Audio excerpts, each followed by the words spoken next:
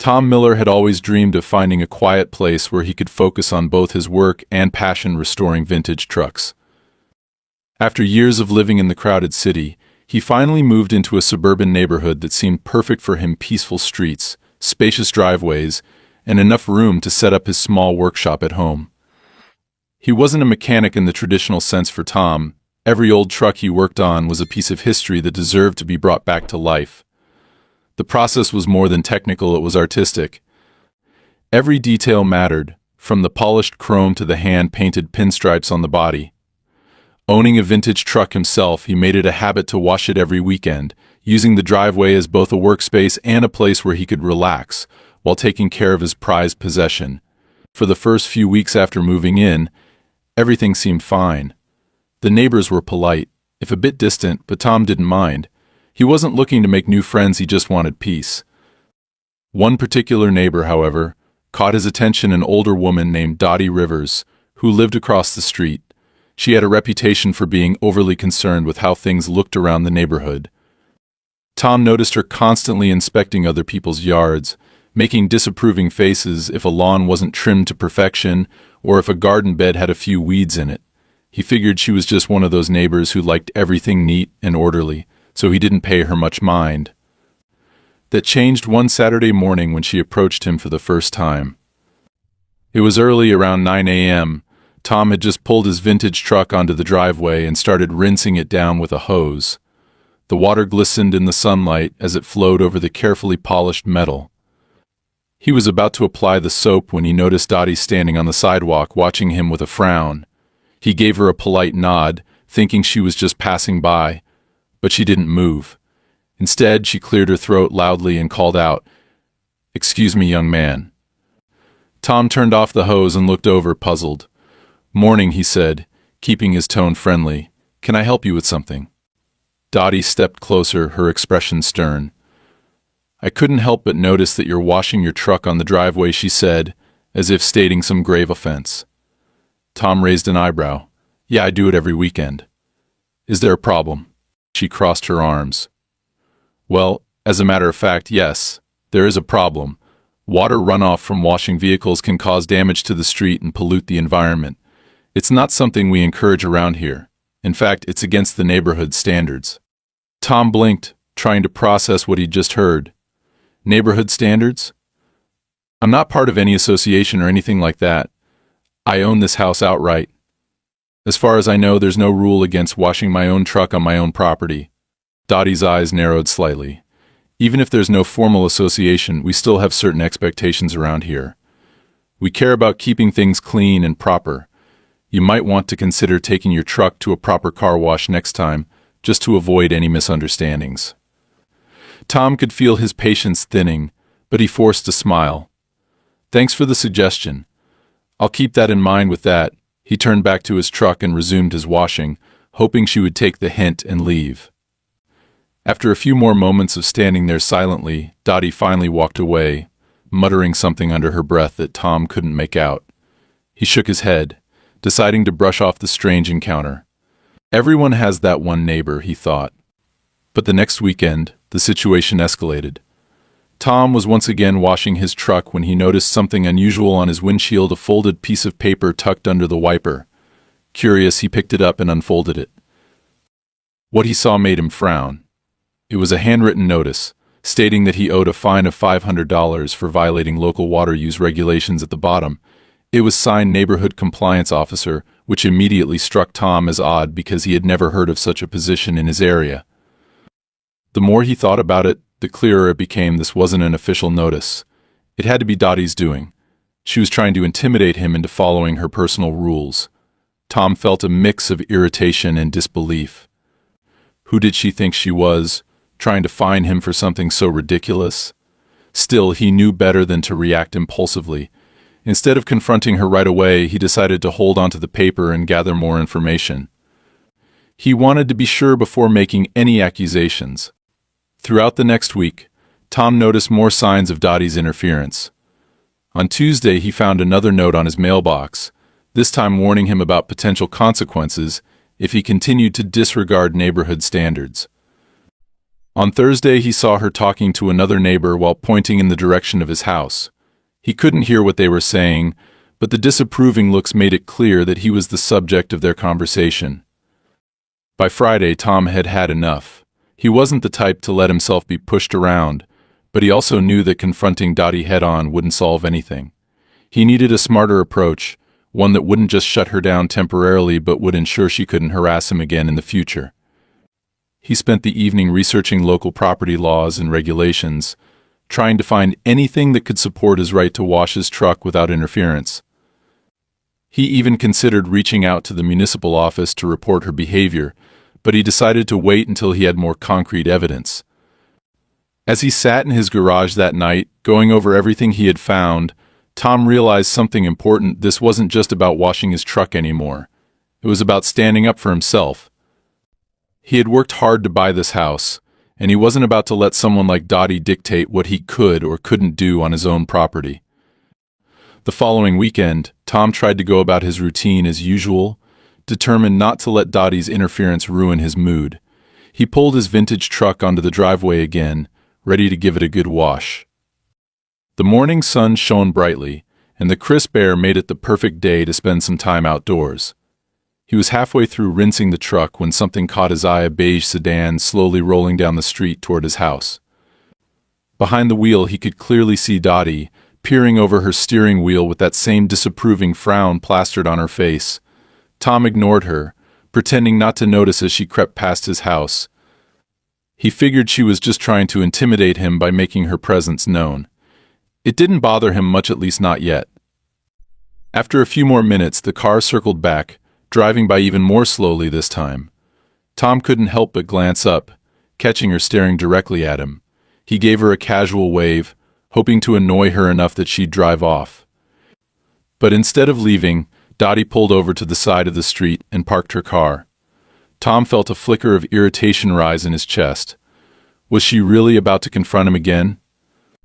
He had half a mind to ignore her, but before he could decide what to do, Dottie stepped out of the car, clutching a large manila envelope in her hand.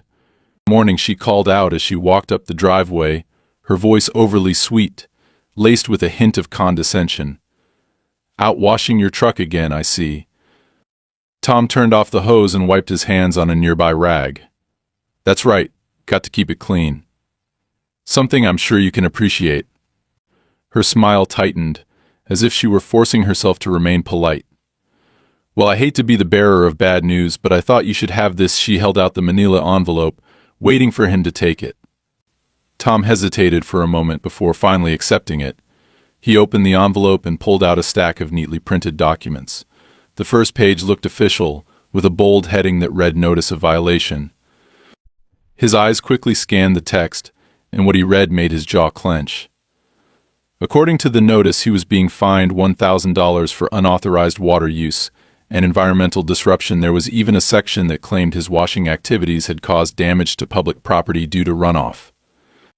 At the bottom of the page, there was a line for his signature, labeled "Acknowledgement of Receipt." "You've got to be kidding me," Tom muttered, flipping through the rest of the documents. There were multiple pages filled with legal jargon, none of which made any sense. Where is this even coming from? You don't have any authority to issue fines. Dottie clasped her hands together, her expression smug. "Oh, but I do. As a longtime resident of this neighborhood, I've been entrusted with maintaining our standards. We may not have a formal association, but we take pride in our community. I've spoken to several other neighbors, and they all agree that your activities are disruptive." Tom's grip on the papers tightened, but he forced himself to stay calm. He wasn't about to give her the satisfaction of seeing him lose his temper. "Look, Dottie, I don't know what kind of game you're playing, but this is ridiculous. You can't just make up rules and expect me to follow them. This is my property, and I'm not breaking any laws by washing my truck." Her smile didn't waver. "I suggest you take some time to think it over. Ignoring this notice won't make it go away. If you refuse to cooperate, we'll be forced to escalate the matter with that." She turned on her heel and walked back to her car, leaving Tom standing in his driveway seething.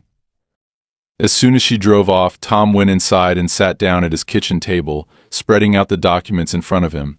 He carefully read through every page, trying to make sense of what Dottie had given him. The more he read, the more absurd it became. None of the citations were backed by any actual legal authority. It was all nonsense designed to look official. Still, the fact that she had gone to such lengths to create these fake documents was troubling. It wasn't just annoying anymore, it was harassment. Determined to put an end to this nonsense, Tom decided to take action. He grabbed his phone and called the municipal office, explaining the situation to the clerk on the other end. "I just want to confirm there's no regulation against washing your own vehicle on your private property, right?" he asked. The clerk sounded confused by the question. "No, sir, there's nothing like that. As long as you're not causing any major flooding or damage to the street, you're well within your rights." Tom felt a surge of relief. "Thanks. That's all I needed to know." After hanging up, he briefly considered filing a complaint against Dottie, but he decided to hold off for now. Instead, he scanned copies of the fake violation notice and sent them to a friend who worked as a paralegal, asking for advice on how to proceed. Within an hour, his friend called back. "Yeah, this is definitely fake," she said. "There's no way this holds any legal weight. Honestly, if she keeps this up, you could report her for harassment. But if I were you, I'd try talking to her first. Maybe she'll back off if she knows you're onto her." Tom wasn't so sure about that. Dottie didn't seem like the type to back down easily. Still, he decided to give her the benefit of the doubt, one last chance to leave him alone before things escalated further. The following morning, Tom walked across the street and knocked on Dottie's door. After a few moments, she opened it, looking surprised to see him. "Oh, hello, Tom. How can I help you?" He held up the manila envelope. "We need to talk about this." Her expression hardened slightly, but she stepped aside and gestured for him to come in. Tom entered the house, noting how meticulously clean and organized everything was. He sat down at her dining table, placing the envelope in front of her. "Look, Dottie," he began, keeping his tone calm but firm. "I know this isn't real. There's no law against washing my truck, and you don't have any authority to fine me. I called the municipal office, they confirmed it. So why are you doing this?" Dottie didn't respond immediately. Instead, she picked up the envelope and flipped through the papers, as if considering her next move. Finally, she looked up at him with a cold smile. "Because, Tom, some of us care about the neighborhood. We don't want it turning into a junkyard or a car lot. If that means enforcing a few rules, even unofficial ones, then so be it." Tom leaned forward, his eyes narrowing. "I'm not running a junkyard.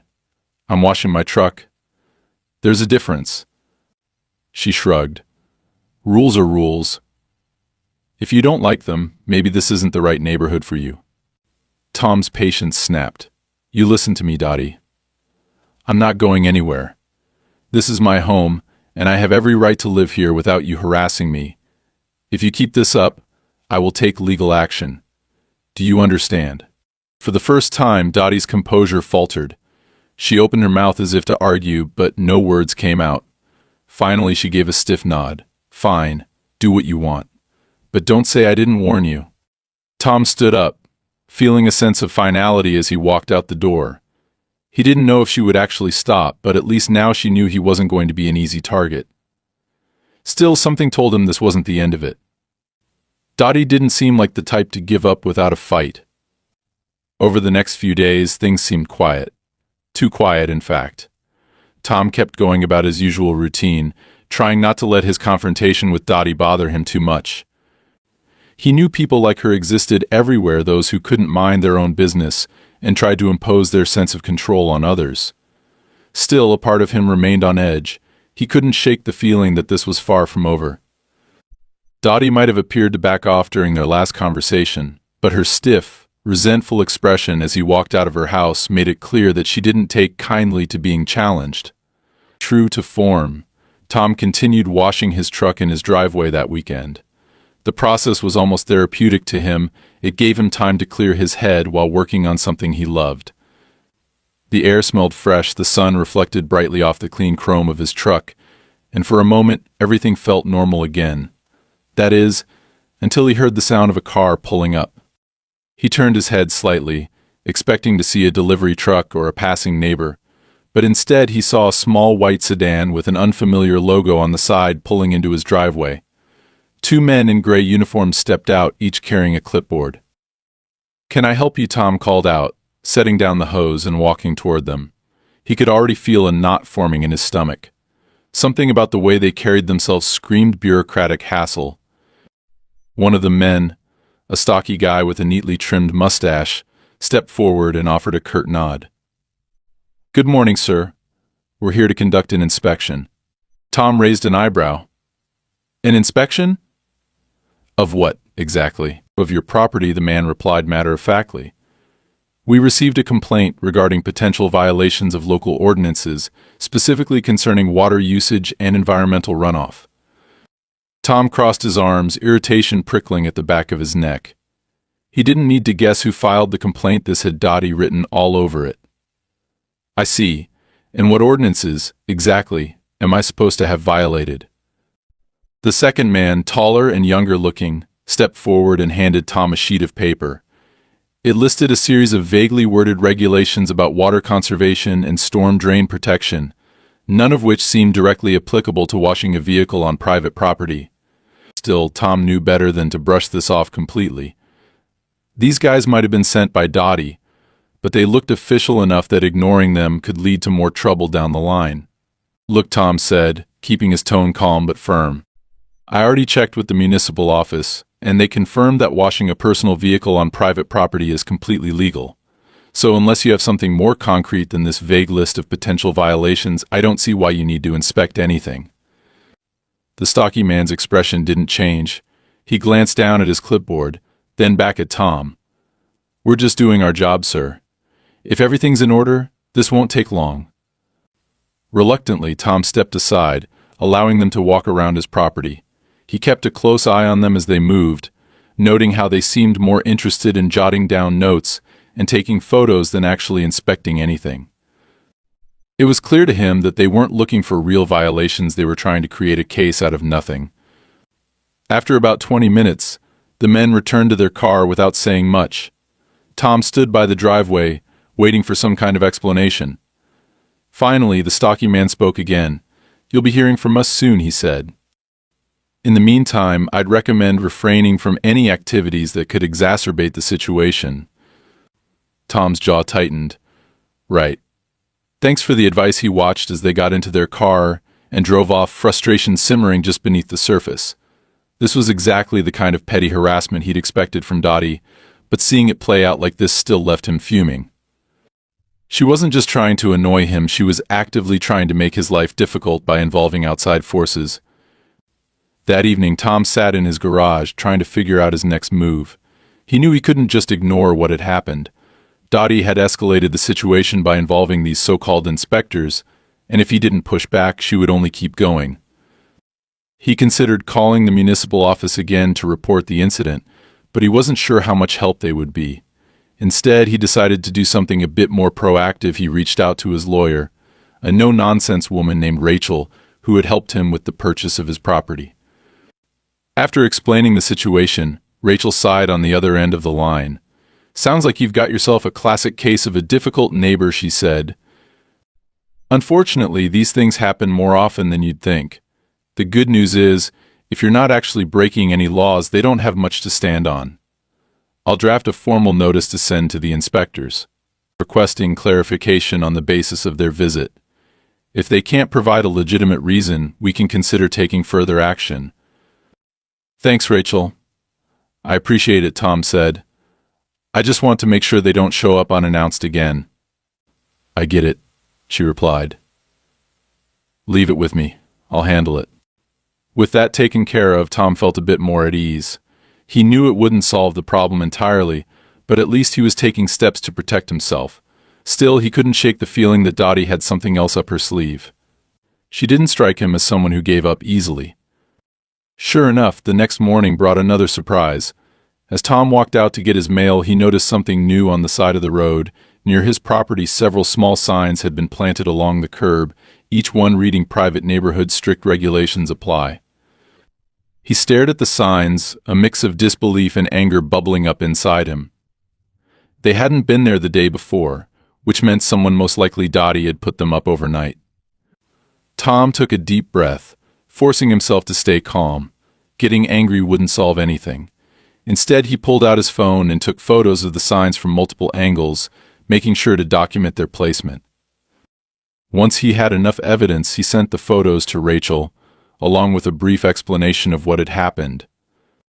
A few hours later, Rachel called him back. "This is definitely harassment," she said. "Those signs aren't legally enforceable, and whoever put them up didn't go through the proper channels. I'll include this in our formal notice as well." "Great," Tom replied. "Do you think it's worth reporting this to the police?" "It wouldn't hurt," Rachel said. "Even if they can't do much right now, it'll create a record of the incidents in case things escalate further." Following her advice, Tom went down to the local police station and filed a report. The officer on duty listened patiently as he explained the situation and took down the details.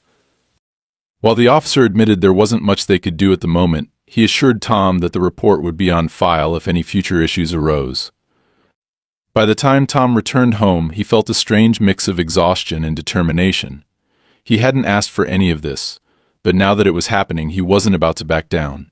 This was his home, his property, and he wasn't going to let anyone push him around. As the sun set that evening, Tom stood in his driveway, looking out at the street. The signs were still there, standing like silent sentinels, but they didn't intimidate him anymore. If Dottie wanted a fight, she was going to get one. But it wouldn't be on her terms, it would be on his. The following week, things took a turn Tom hadn't anticipated.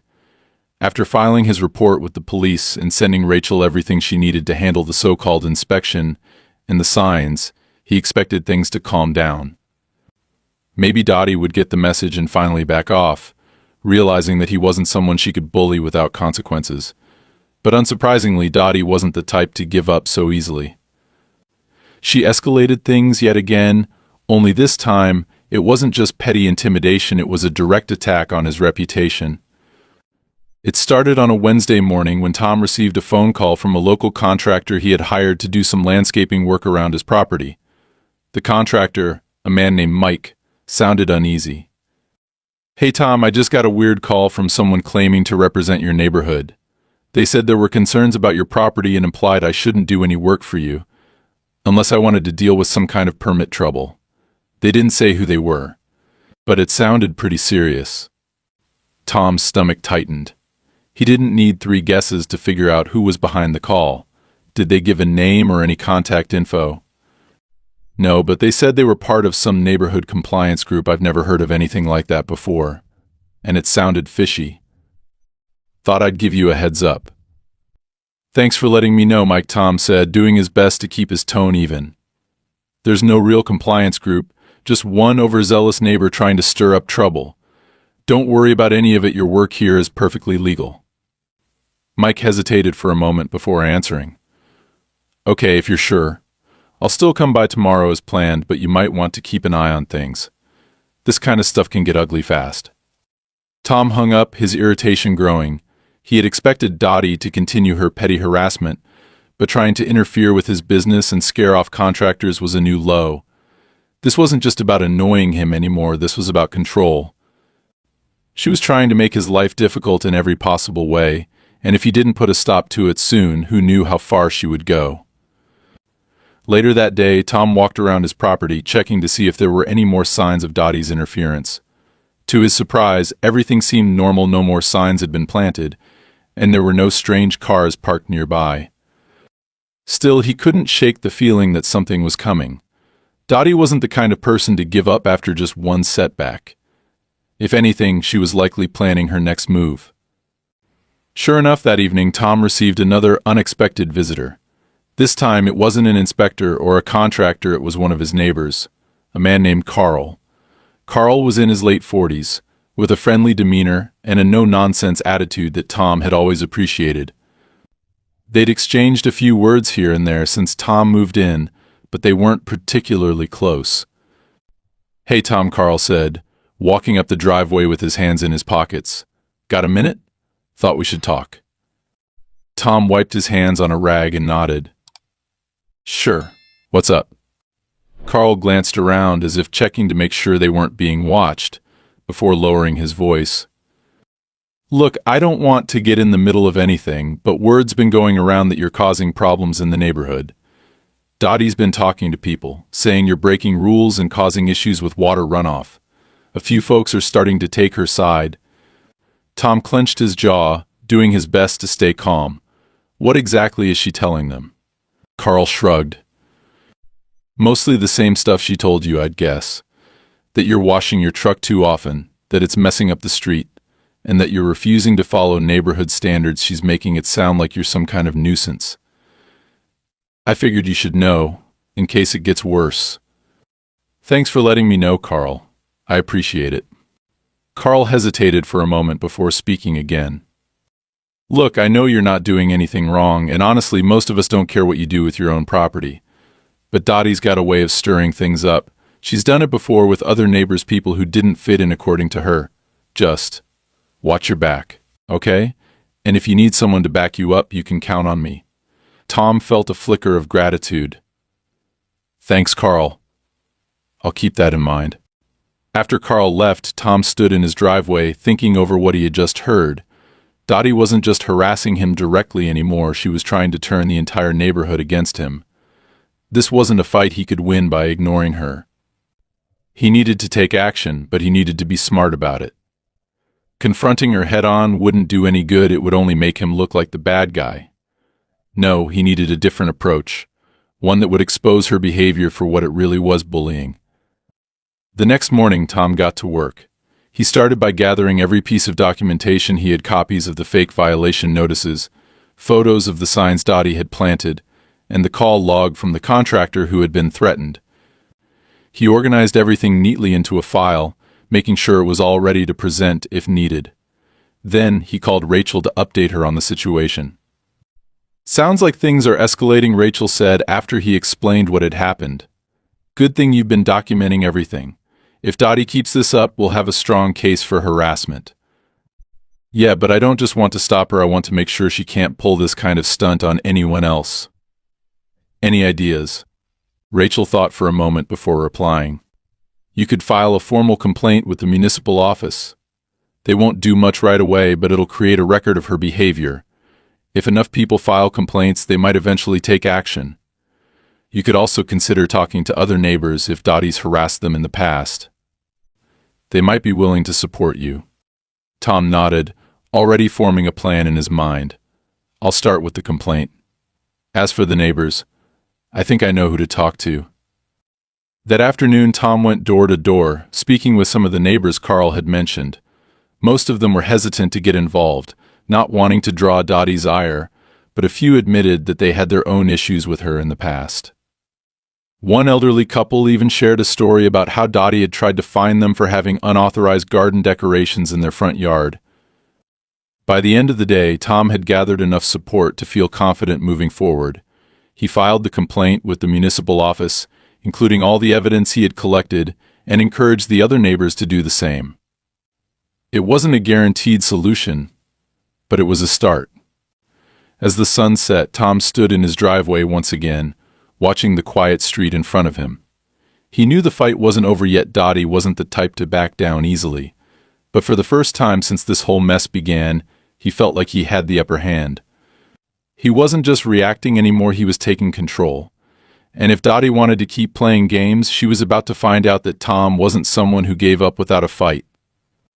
The days following Tom's complaint to the municipal office were tense but strangely quiet. Dottie hadn't made any direct moves against him since he spoke to Carl and gathered the support of a few other neighbors.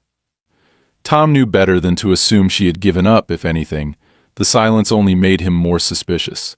He stayed vigilant, keeping an eye on his property and waiting for the next attempt to make his life difficult. He didn't have to wait long. It started late one night, just after Tom had gone to bed. The distant sound of a car engine approaching slowly down the street made him stir. He sat up, listening closely as the engine grew louder before stopping near his driveway.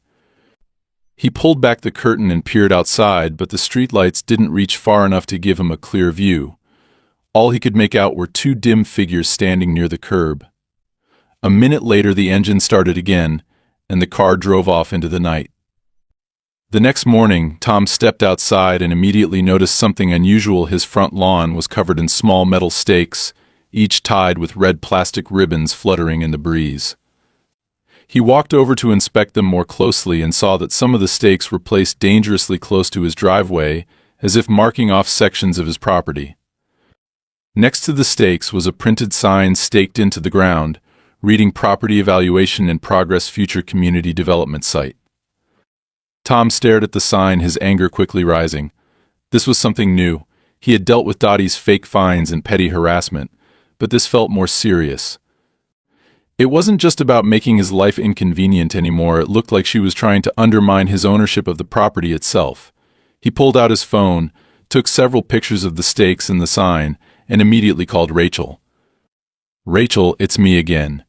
You're not going to believe this," he said as soon as she picked up. "What happened now?" Rachel asked, her tone a mix of concern and exasperation. "There are stakes all over my lawn with a sign saying this is a future community development site. It looks like someone's trying to mark off parts of my property for some kind of fake project." Rachel was silent for a moment, processing what he'd said. "That's bold. Do you know who's behind it?" "I can take a wild guess," Tom muttered. "This is Dottie written all over it.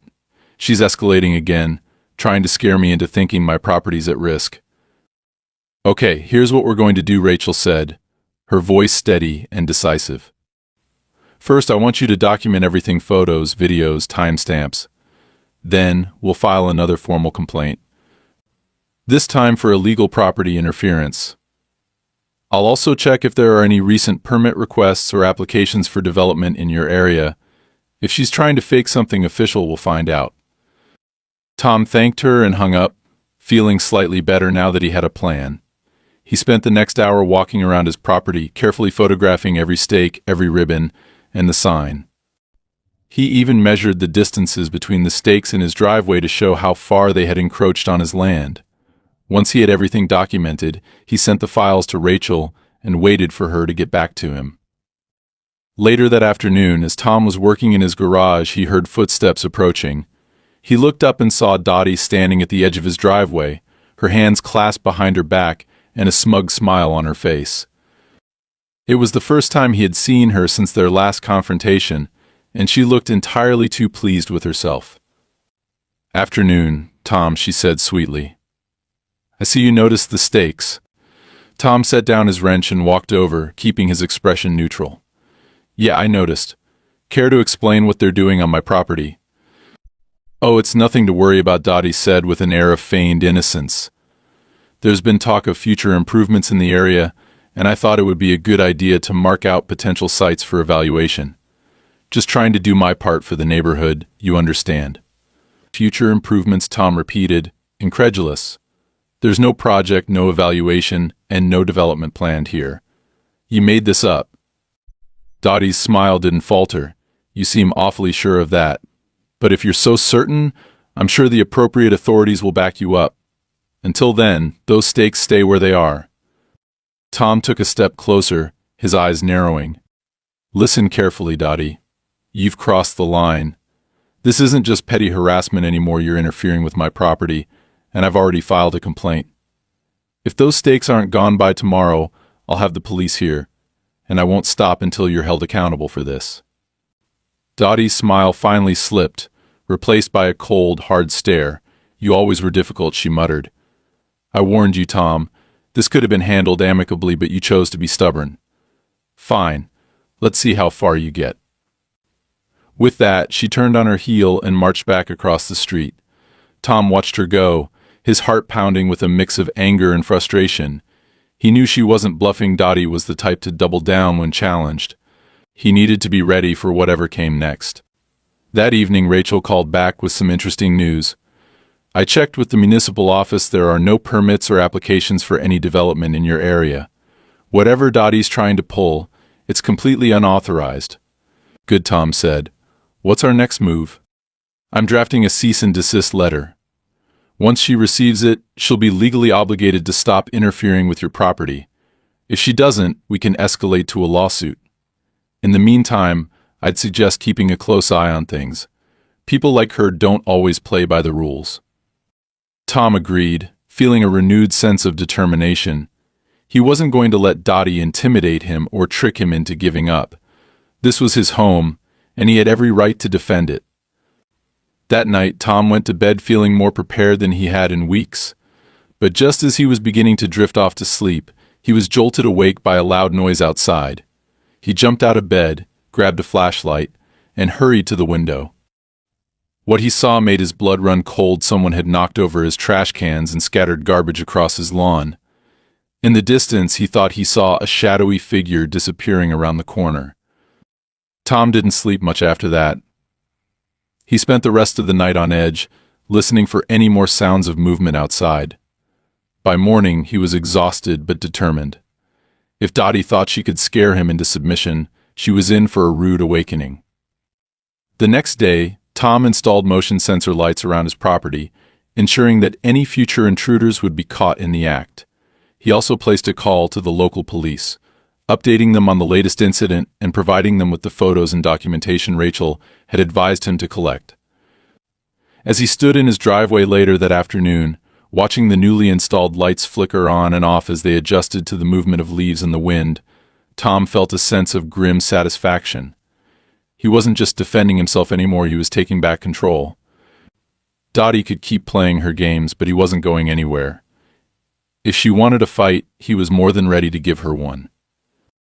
The tension reached its breaking point just a few days later. Tom had hoped that after receiving Rachel's cease and desist letter, Dottie would finally back down and stop interfering with his life. But instead, she did what he should have expected. She escalated things even further. Early on a Thursday morning, as Tom stepped outside to grab the newspaper, he noticed something strange. Several of his newly installed motion sensor lights had been smashed. The glass lay shattered on the ground, and the metal casings were bent and dented. It was clear that someone had deliberately destroyed them. His jaw clenched in frustration. He didn't need to guess who was responsible, but proving it was another matter entirely. Just as he was inspecting the damage, a familiar voice called out from across the street. "Morning, Tom. Looks like you've had a bit of trouble." Dottie's tone was dripping with mock concern, and the smug expression on her face only fueled his growing anger. Tom straightened up, refusing to give her the satisfaction of seeing him lose his cool. "You wouldn't happen to know anything about this, would you?" he asked, his voice steady but cold. Dottie's smile widened just a little. "Oh, of course not. But it's a shame, really. Those lights were such an eyesore, didn't fit the aesthetic of the neighborhood, you know." Tom didn't respond. He simply turned and walked back toward his garage, determined to stay focused. Losing his temper now would only give Dottie more ammunition to use against him. He knew she was trying to provoke him into making a mistake, but he wouldn't fall for it. Instead, he went inside and immediately called Rachel to update her on the situation. "She smashed your lights?" "That's blatant vandalism," Rachel said, her frustration evident. "We need to act fast. File another police report, and I'll follow up with them to push for an investigation. This has gone beyond harassment now, it's criminal." Tom agreed and hung up. He filed the report as Rachel suggested, and by noon a police officer arrived to take his statement and photograph the damage. While the officer was professional and polite, Tom could sense the underlying skepticism in his tone. Without direct evidence or witnesses, it would be difficult to prove that Dottie was behind the vandalism. Still, filing the report was better than doing nothing. By the time the officer left, Tom was feeling more determined than ever. Dottie thought she could intimidate him into giving up, but she underestimated his resolve. He wasn't just going to sit back and let her ruin his life, he was going to take control of the situation once and for all. Later that afternoon, Rachel called back with more news. "I spoke with the municipal office again," she said. "It turns out Dottie's been filing multiple complaints against you, everything from noise violations to supposed water misuse. None of them have gone anywhere because there's no real evidence. But it shows how far she's willing to go. She's trying to create a paper trail to paint you as a troublemaker." Tom wasn't surprised. It was exactly the kind of underhanded tactic he expected from her. "So what do we do?" "We hit back," Rachel said firmly. "I've drafted a formal demand for mediation. It's not optional. Once she receives it, she'll be legally required to attend a mediation session with a neutral third party. If she refuses, it'll strengthen our case if we end up taking this to court. But I have a feeling she'll show up, if only to keep up appearances." The idea of sitting down in a room with Dottie and trying to talk things out didn't exactly appeal to Tom, but he trusted Rachel's judgment. If this was the best way to resolve things without dragging it out further, he was willing to try. 2 days later, the mediation session was set. They met in a small conference room at a local legal office. Rachel was at Tom's side, calm and professional as always, while Dottie arrived alone, dressed impeccably in a sharp blazer and clutching a thick folder of papers. She didn't look the least bit intimidated. In fact, she seemed almost amused by the whole situation. The mediator, a middle-aged woman with a no-nonsense demeanor, began by laying out the ground rules. Both parties would have a chance to present their side of the story, and the goal was to reach a mutually agreeable resolution. Tom let Rachel do most of the talking, watching as she calmly and methodically laid out the facts: the fake violation notices, the illegal property markers, the repeated harassment, and now the vandalism. When it was Dottie's turn to speak, she launched into a rehearsed-sounding speech about preserving the integrity of the neighborhood and upholding community standards. She tried to paint Tom as a disruptive newcomer who didn't respect the established way of life in the area. Rachel remained unfazed. "With all due respect, Ms. Rivers, your personal opinions about how the neighborhood should look don't give you the right to harass my client or interfere with his property. The evidence speaks for itself, unless you have something concrete to refute these claims. I suggest we focus on finding a real solution." Dottie bristled at Rachel's words, but she didn't have a strong response. After a tense back and forth, the mediator intervened, urging both sides to come to an agreement. Eventually, under pressure, Dottie reluctantly agreed to cease all contact with Tom and to stop any further attempts to interfere with his property. It wasn't the perfect outcome Tom had hoped for, but it was a step in the right direction. As they left the mediation room, Tom felt a sense of relief mixed with lingering frustration. He knew Dottie well enough by now to realize that she might not honor the agreement, but at least he had taken a stand and forced her to face the consequences of her actions. That evening, as he stood in his driveway watching the sunset, Tom allowed himself a moment to reflect. The past few weeks had been exhausting physically, mentally, and emotionally, but through it all, he had refused to be bullied or intimidated. He had stood his ground, taken smart, measured actions, and with Rachel's help, he had managed to push back against someone who thought they could control him. He didn't know what the future held, whether Dottie would really leave him alone, or if this would all flare up again in time. But one thing was certain: he wasn't going anywhere. This was his home, and he had every right to live in peace. If anyone tried to take that away from him, they would learn the same lesson Dottie had just learned: Tom Miller wasn't someone who could be pushed around. In the days following the mediation, Tom noticed a marked difference in the atmosphere around the neighborhood. For the first time in weeks, there were no unexpected visits from inspectors, no strange signs appearing on his lawn, and no more attempts by Dottie to interfere with his daily life. It was as if a tense, invisible cloud that had hung over his home had finally lifted. Still, Tom wasn't the type to relax too easily. He kept an eye on things, half expecting Dottie to pull something new, but for now everything remained calm. A few neighbors even started being more friendly. Carl stopped by one afternoon to check in and chat, and a couple who lived down the street waved at Tom as they passed by. It seemed that word of the mediation had spread, and people were starting to see Dottie for what she really was: a busybody who had crossed too many lines. Tom didn't care much about gaining popularity, but it was a small comfort to know that he wasn't isolated anymore. If Dottie ever tried something again, she would have a harder time rallying the neighborhood against him.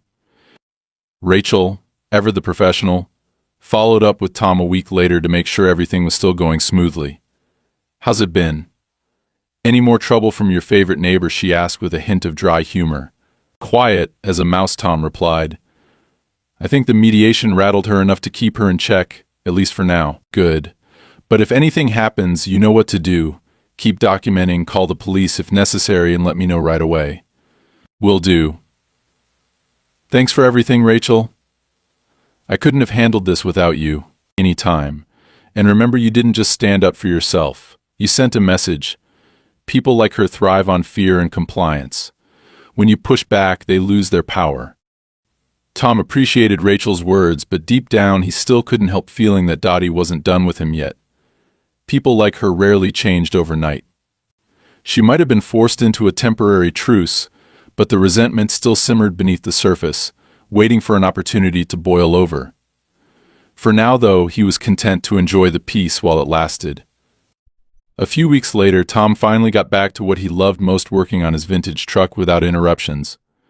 The restoration project had been on hold for too long, and he was eager to dive back in.